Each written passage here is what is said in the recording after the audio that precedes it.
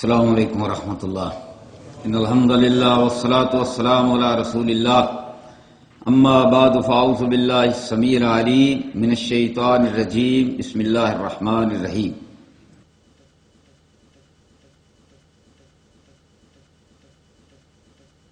جناب صدر گرامی قدر حافظ عاقب سعید صاحب، مولانا عبدالرؤف فاروقی صاحب، جناب شیخ یعقوب صاحب اور حاضرین مجلس، آج کا یہ آڈیٹوریم جس کے اندر ایک بڑے ہی اہم موضوع پر مذاکرہ سیمینار ہو رہا ہے، اس کو قرآن آڈیٹوریم کہا جاتا ہے۔ اور آج قرآن کو بھی چیلنج ہے اور صاحب قرآن حضرت محمد کریم صلی اللہ علیہ وسلم کی پاک اور مبارک زندگی کو بھی چیلنج کیا گیا ہے۔ مجھے آج یہاں دوسری بار آنے کا موقع ملا، ایک اس وقت جب محترم ڈاکٹر اسرار احمد صاحب رحمہ اللہ ان کو فردوس عطا فرمائے، اور اس کے بعد آج یہاں آنے کا موقع ملا ہے۔ اس قرآن آڈیٹوریم کے اندر آج قرآن کا ڈیفنس، آج اللہ کے نبی صلی اللہ علیہ وسلم کی سیرت کا دفاع، آپ کی حرمت کا ڈیفنس، اس موضوع پر آج کا مذاکرہ ہے۔ میں یہ سمجھتا ہوں کہ انشاءاللہ جنت الفردوس کے اندر اللہ تبارک و تعالی ڈاکٹر اسرار احمد صاحب کا درجہ مقام بلند فرمائے گا، اور ڈاکٹر صاحب پوچھیں گے یا اللہ یہ میرے کس عمل کی وجہ سے میرا درجہ بلند ہوا ہے، تو اللہ فرمائے گا جو آڈیٹوریم قرآن کے نام سے بنا کر آیا تھا وہاں قرآن کے ڈیفنس کا سیمینار ہے، اور صاحب قرآن حضرت محمد کریم صلی اللہ علیہ وسلم کی حرمت کے دفاع کا سیمینار۔ وقت مختصر ہے، مجھے بھی جلدی جانا ہے، اس لیے کہ آج قرآن اور صاحب قرآن کے ڈیفنس کے لیے مال روڈ پر یہی 11 بجے ایک بہت بڑا پروگرام ہے، ہم نے ترتیب دیا ہے، مجھے وہاں بھی پہنچنا ہے، اور یہاں پر جو موجود ہیں محترم حافظ عاقب سعید صاحب اور مولانا عبدالرؤف فاروقی صاحب، ان کو بھی یہی دعوت ہے کہ جب آپ یہاں سے فارغ ہوں تو آپ وہاں تشریف لائیں۔ اس لیے میں نے عرض کیا کہ سب سے پہلے گفتگو میری کروا دیں، میں ان کا شکریہ ادا کرتا ہوں۔ آج میرے بھائیوں قرآن کو بھی چیلنج ہے، جیسا کہ آپ نے اخبارات میں پڑھا، دے دیا گیا۔ پہلے اللہ کے نبی صلی اللہ علیہ وسلم کے خاکوں کا سلسلہ شروع تھا، اور پاکستان کے اندر وہ آسیہ مسیح کی سزا کے حوالے سے معاملہ شروع تھا، اور ابھی وہ مسٹر ٹیری جونز نے قرآن کو بھی چیلنج دے دیا۔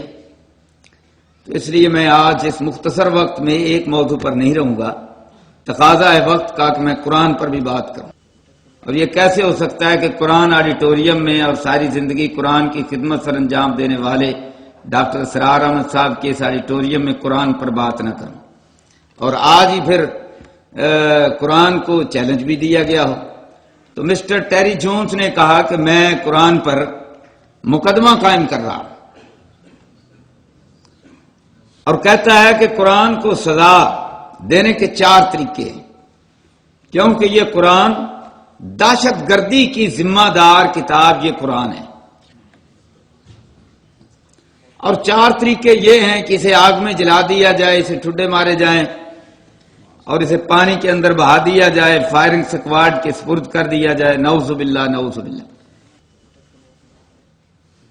کیوں قرآن کے اتنے دشمن بن گئے؟ کیوں صاحب قرآن حضرت محمد کریم صلی اللہ علیہ وسلم کے دشمن بن گئے؟ سب سے پہلی بات تو یہ ہے، آپ کو اس بات پر خوش ہونا چاہیے کہ الحمدللہ اللہ تبارک و تعالیٰ نے ہمیں ایسی کتاب عطا فرمائی ہے کہ 1400 سال ہو گئے جس کے زبر اور زیر کے اندر دنیا کی کوئی طاقت تبدیلی ثابت نہیں کر سکی۔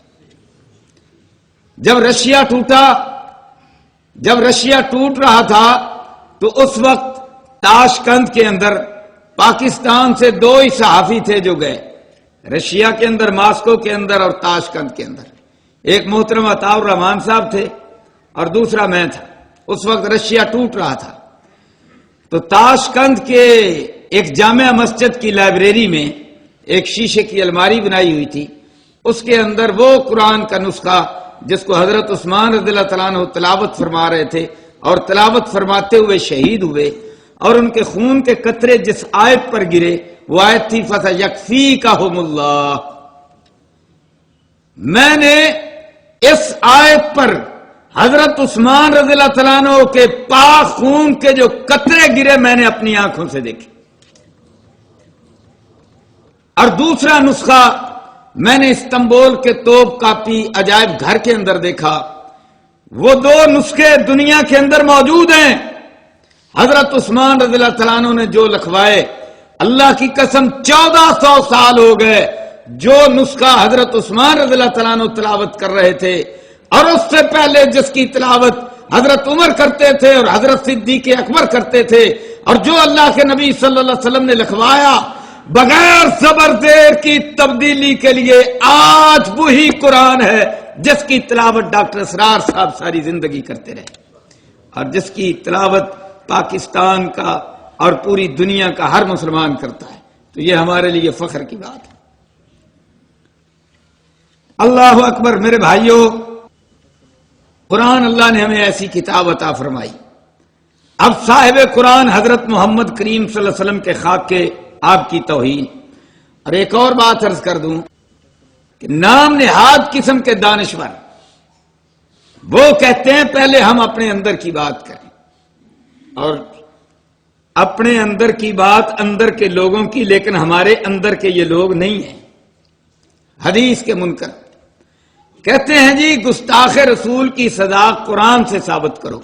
اس کا مطلب یہ ہوا قرآن سے ثابت کریں تو تم نے سنت کا تو انکار کر دیا، حدیث کا تم نے انکار کر دیا.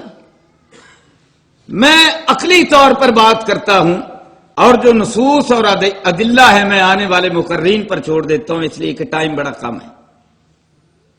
بھائی موٹی سی بات ہے کہ یہ قانون، یہاں پر بڑے پڑھے لکھے ماشاءاللہ لوگ بیٹھے ہیں، قانون جو ہے وہ قومی اسمبلی بناتی ہے، مقننہ بناتی ہے ساری دنیا کے اندر.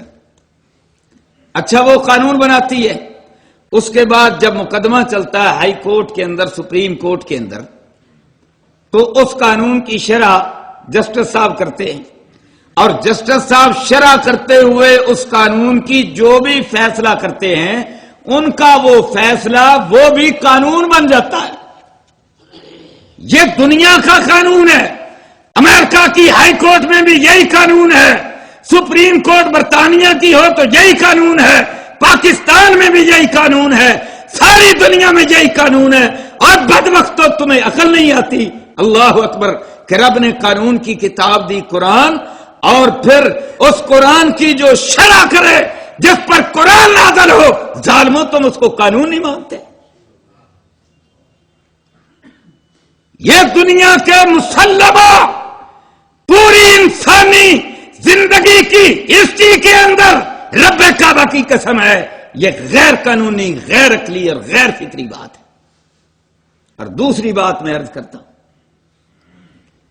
اب کوئی ملک اپنا ایلچی بھیجے، پاکستان بھیجے، امریکہ بھیجے، وہ کہیں جائے، اس کو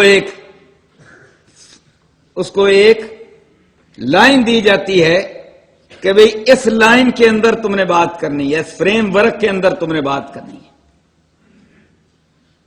ٹھیک ہے، لائن اور فریم ورک دے دیا گیا، لیکن اب وہ اپنی مرضی سے، چونکہ جب وہ بات کرے گا تو مقابلے والا پتہ نہیں کیا بات کرے گا، وہ جو بات بھی کرے گا اور یہ اس کا جواب دینے کے لیے جو بات کرے گا، جو طے کرے گا، جو اصول ضابطے طے ہو جائیں گے.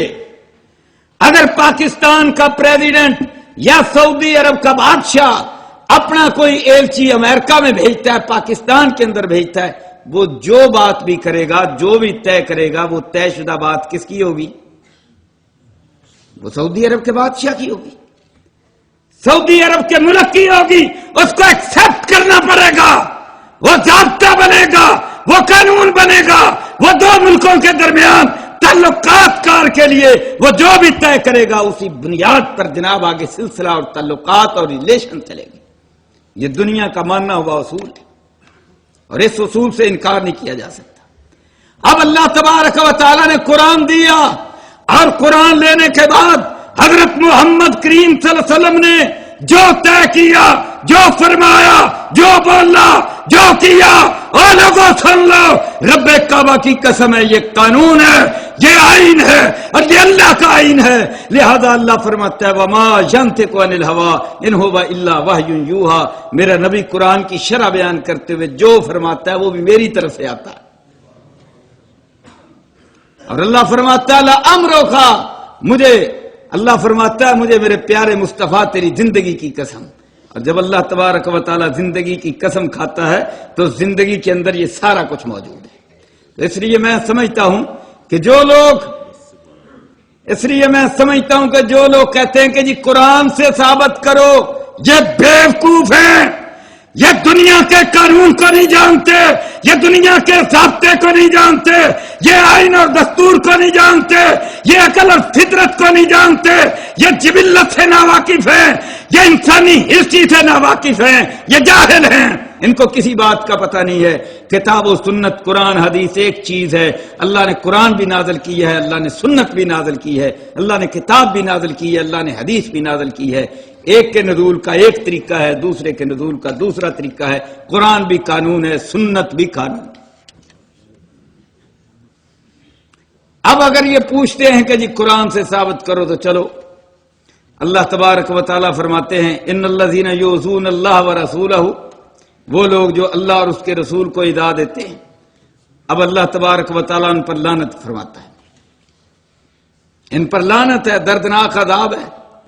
اور پھر سورہ احزاب کی اسی آیت سے تھوڑا سا آگے چل کر پھر طے کر دیا ملعونین، یہ وہ لعنت زدہ ہے، ملعونین اینما ثقفوا اخذوا وقتلوا تقتیلا، یہ جہاں بھی مل جائیں، جہاں بھی پائے جائیں، انہیں پکڑا جائے۔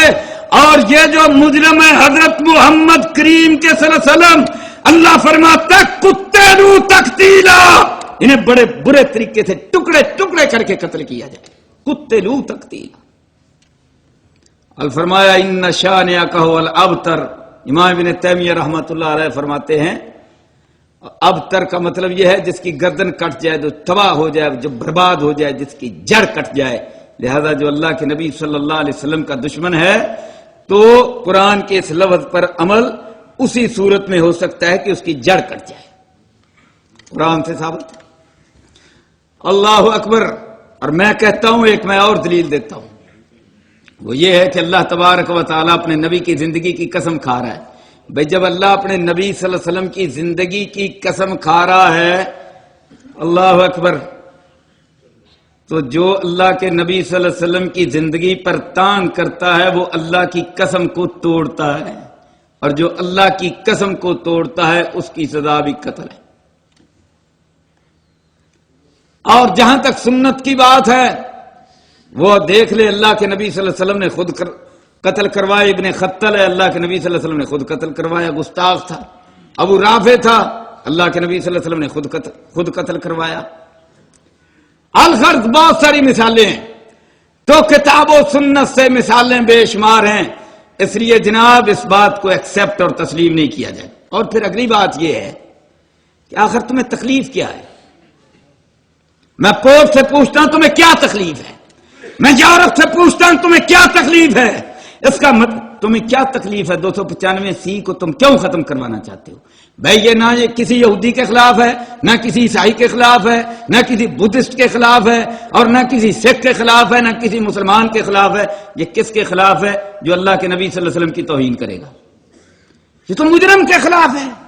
لہذا تم اگر اس کو ختم کروانا چاہتے ہو تو اس کا مطلب یہ ہے کہ تم اس جرم کا متواتر، برابر، مسلسل تم اس کا ارتکاب کرنا چاہتے ہو، اور اگر تم ارتکاب کرنا چاہتے ہو تو انشاءاللہ ہم ارتکاب کرنے دیں گے۔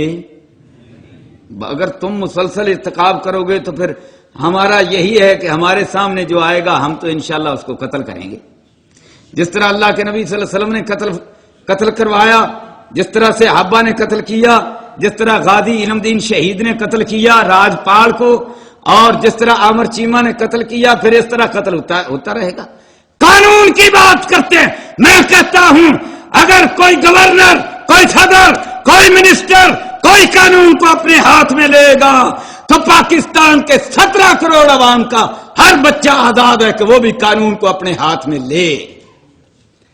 تم جناب والا کہو کہ گورنر پر کوئی قانون نہیں چلتا، صدر پر کوئی قانون نہیں چلتا، اور تم اس کو تحفظ دو، اور اس کو تم تحفظ دو کہ وہ کرپشن کرے، وہ بدماشی کرے، وہ جو مرضی کرے، اس کو تحفظ ہے، عدالت کے اندر نہیں آ سکتا۔